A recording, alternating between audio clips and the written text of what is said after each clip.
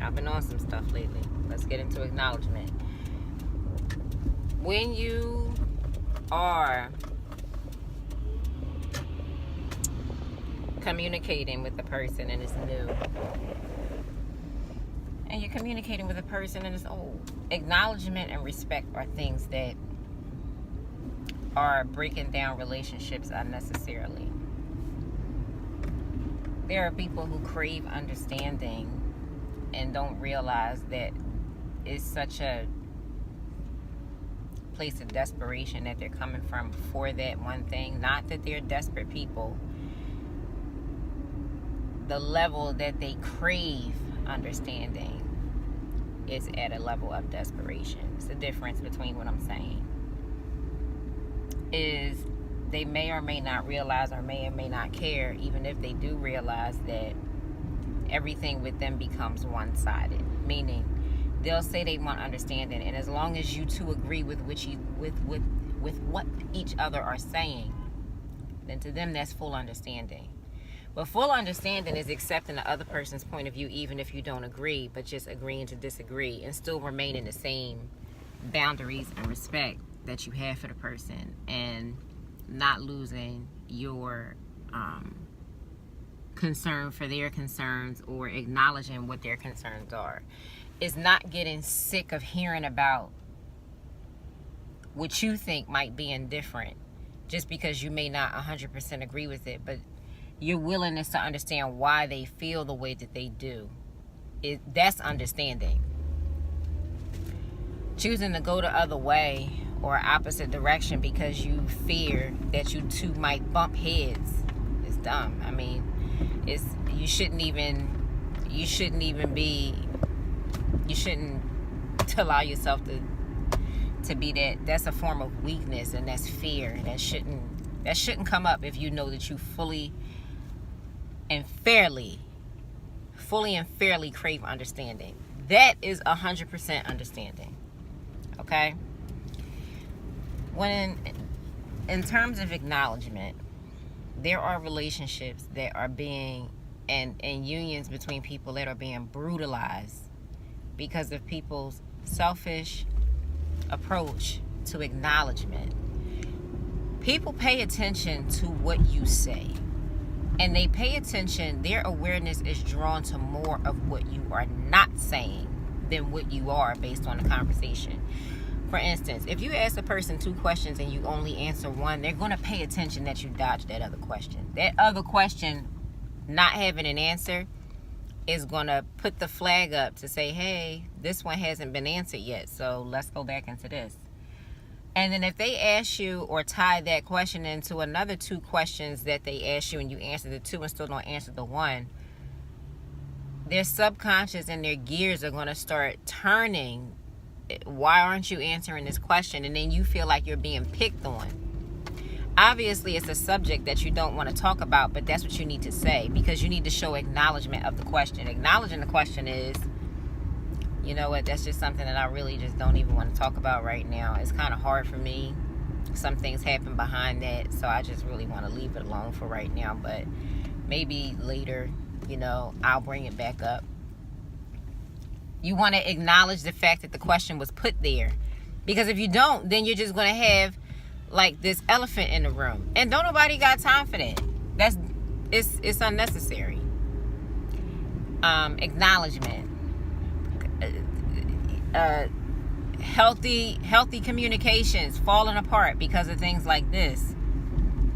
I call you once, I call you twice, I call you 3 times in the name of Jesus Christ. You text me back. And you text me back something short. Problem with that.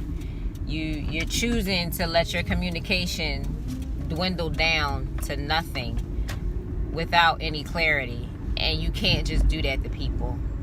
You can't do that to people, especially if you've held yourself in such high regard and went through all these different hoops and bounds to prove you are this confident person who likes to acknowledge and tackle issues and really have good discussions and have a good talk, and you want to go deep, and then you go to being flaky and shady and gray. You turn gray. It's absolutely unacceptable. It's ridiculous. People's awareness is doing more work than anything these days, it seems like.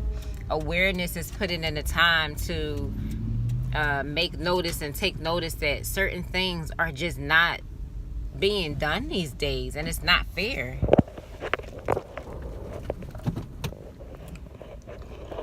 It's not right. It's not fair, and it causes a distance when there really doesn't need to be any. I really feel that sometimes, I feel like most of the time, I'm not even going to say sometimes, God brings two people together because they both hold something that can help each other. Okay? Whether it's you helping that other person see something about them that needs change in a loving way, and we take it for granted and we say, oh, well, my intentions behind communicating with this person means that they're going to be here for this, when God has something so much better in store for the fact that y'all met. And then your own vices cause that whole communication to falter and to fall over and to turn into something completely negative, because your vices meant more and your pride meant more than communicating fairly and justly. I'm not answering that. Who she think she is? She's talking to, asking me that. You know, you get into this thing because of your past trauma. You get into this thing where you don't want to talk to anybody about anything. God knows exactly what he's doing. The universe knows exactly how to direct. And when they put people in your path that can help you, that are at level with you, and when they say, I understand you, I understand exactly what you're saying, you're so used to people misunderstanding you that you don't even believe them. And so when they start to talk directly to your trigger, you get all offensive. All of a sudden you turn short. All of a sudden you don't want to talk anymore. All of a sudden you just, and why? You have to start practicing this form of communication, because this is why you are the way that you are. You feel the need to over-explain yourself to somebody who gets you immediately. Well, God knows what you need immediately. That's why you met the person that you did. That's called grace. It's given to all of us. And too many times, grace is taken for granted,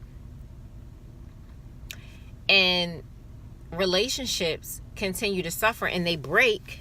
These new form bonds break and go through this great suffering, and then both people are left at opposite ends. Like, what the F happened? My last experience was a very painful one. I went through the kindness of trying to say how I felt. This is how I feel. And I was just not being listened to. It was almost, selective hearing was playing a big part. You chose in your mind what you wanted to do that day. And part of it was to not fully invest any thought into what I was saying. And so you approach a conversation like you want to hear me. And then when I talk, you're not listening. So you're only doing it to keep me on a hook, or to keep me in a corner, so that when you want to pick me up and fully have me at your discretion, I'm available. Nah, I'm not that though. I'm not that. Because the same respect and all of that was given in the beginning when you were trying to be the major convincer needs to be consistent. And it's not right that people will just change without explanation. If you give a reason for anything faltering or feeling a little off, then it makes more sense. It provides comfort. And every human craves comfort. And don't try to lie and say that they don't, because homeless people like blankets. And I'm not saying that to be smart. What I'm saying is, to the person that has the least of things, they still crave comfort. They still will get a box and protect themselves and create a shell for themselves. Create a space that makes them comfortable, even if they don't fully own it. You know what I'm saying? Like, and it's that, and I did something a long time ago. I was speaking and I said something about a mentality like that. A mentality that is so homeless, a homeless mentality, one that's just everywhere, floating, doing anything, not attached. Having that type of mental mind space is crippling when you dance between having that mind space and a lifestyle that permits you to actually have things. It causes confliction on the inside of yourself and your mind and the way that you do things and perform with people. Because you do the things and perform the acts that cause attachment or unification with you and another person. So you take the person out to dinner, and to them, that's forming a bond. Oh, we can go eat and have a meal, another comforting thing. We can go have a meal, okay. And then we can have a talk, okay. And then the conversation is successful, okay. And then as the conversation is successful, the bond gets tighter. It happens. That's what human nature, this is what human nature is. The bond gets tighter. So then when the bond gets tighter, expectations of the bond growing sit there. It doesn't ask for anything. It just sits there. It now has a presence between you and the other person. So it doesn't expect to be broken. It expects more growth because of the way it was originally approached. And so when you start to get into your mind and a weak mind state that says, I really don't want to attach, I just want to do something nice, I'm going to just go over here in my box and go to sleep. What? You lead one way and then perform another. That's conflicting. And a lot of people don't believe that they're doing that, and they're doing that more often than they choose to see. And when you bring it to their attention, they get so offended by it because to them, they're just being them. What? Well, let me tell you what the you consists of. Let me just give you some definitions here, because thank God that I have enough patience to bring my spiritual point of view towards you, but you're resisting it. Now, though I feel the unction to say these things to you and to guide and encourage you, your resistance is causing frustration on my personal end. Because at the same time, even if I'm supposed to deliver you a message that I feel is God sent, I'm still a human, and my feelings and emotions are tied into the message that I'm delivering, because I believe with my whole heart that it's going to help you. It has nothing to do with the outcome of what our relationship or friendship or kinship is that's building. It has everything to do with how much it will help you and how happy I am in agreement, knowing that it will help you. And you resist. And your resistance causes you to start treating me a certain way. So now my lid is flipped. Because I feel completely disrespected at the fact that I show concern. And it gets pushed to the side like it means nothing. That is a problem for me. That's a problem for anybody.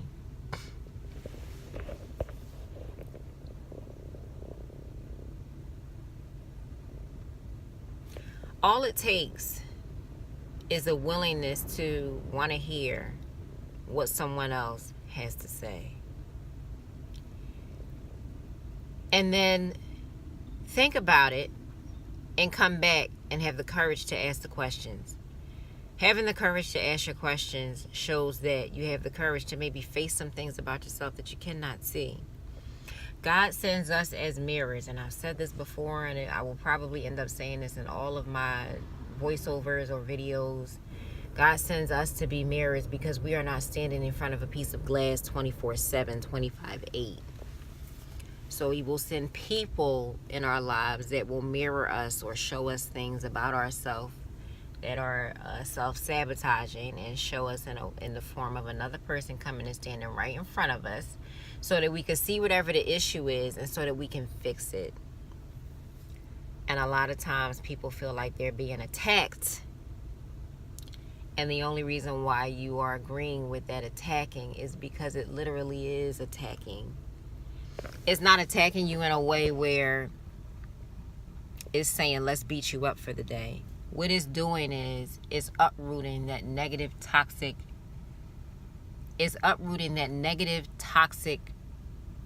weary type of attitude that's trying to hold on to you like Velcro.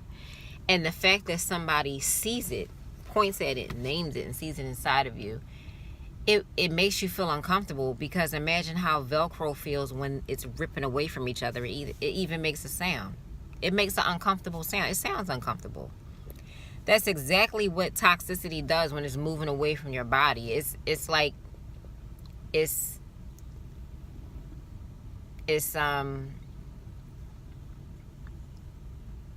knows that it has to separate itself. Velcro is never the easiest thing to pull off. And Velcro is so strong that even though the one side of the Velcro, you know how you have that Velcro that holds on to one surface, and then the Velcro actually grips to the other side of the Velcro, so it causes those other two surfaces to stick together. That's how the human nature and toxicity are. That's how the human nature and healthy boundaries are. Everything is like Velcro to me. But the things that don't need to be in your body or a part of your moral compass anymore will have a painful experience separating. Your body is looking for the place to store that old negative residue.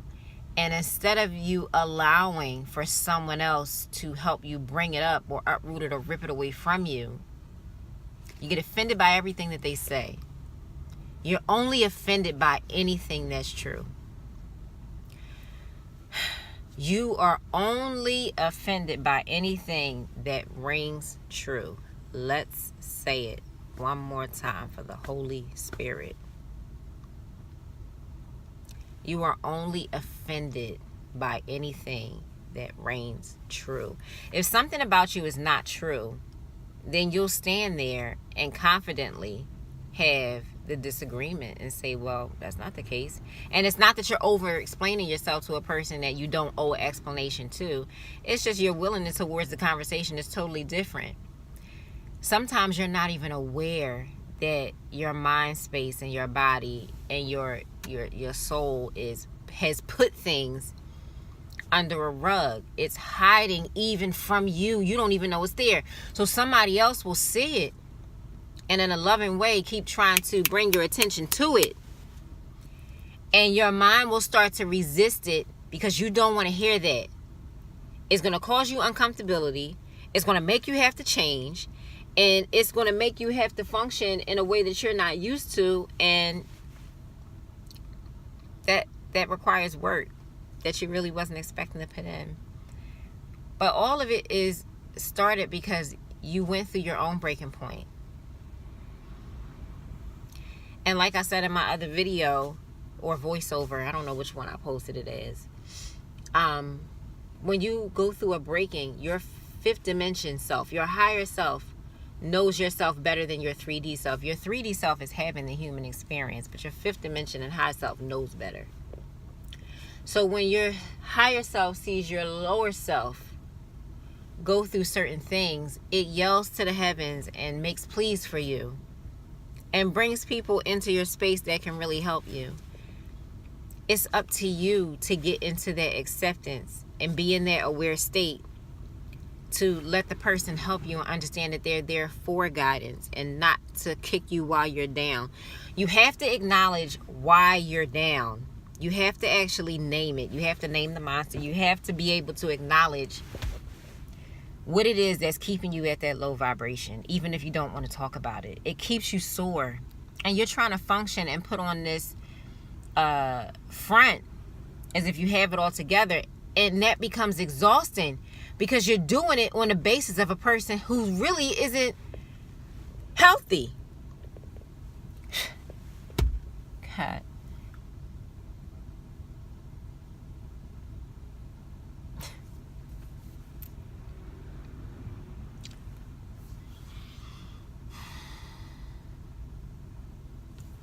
So the relationships that you build will continue to suffer because as long as you have this mind frame, let me tell you something.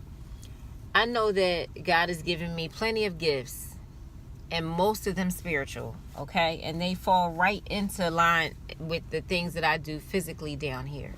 But my greatest gifts are spiritual and I thank God for them. And sometimes they feel like a sword and sometimes they feel like a magic wand. You know, it depends on the circumstance and how I have to use them, but it's there always to help. And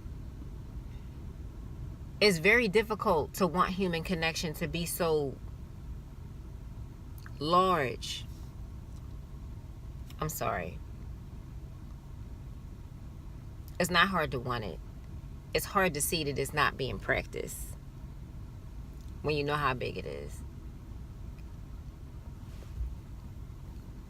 And you end up going through all of these different unnecessary things because of resistance. You're taught lines so many times that you start putting them in places unnecessarily. Even when you separate yourself, it's not even necessary. You have to be willing to let yourself go through certain experiences.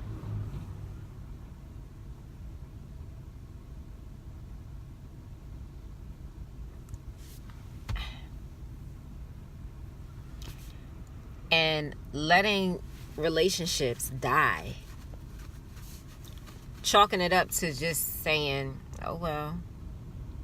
You know, you throw yourself some cliche lines to make yourself feel better, like, God said people be in your life for a season, a reason, or a lifetime. I guess they was a season. Shut up. Because the same 4 seasons pass every year, and they pass for a reason. And in that light, you'll go through something. You'll go through the same season with a different person because you have not learned your lesson. And when the last person that came in your space tried to help you with that lesson, you rejected them. So then when you meet somebody new and you feel like, whew, such a relief, I don't have to go through that stuff that I went through with such and such, all of a sudden it resurfaces itself because your toxicity is not trying to let you go. And then you get mad at the other person, and then it's everybody else's fault. And then it's I'm going to just do me. And then it's oh, they don't understand me. No. You don't understand you. And you don't understand what God is trying to do. You're not allowing it to happen. You're not allowing yourself to break. And that's not a form of weakness.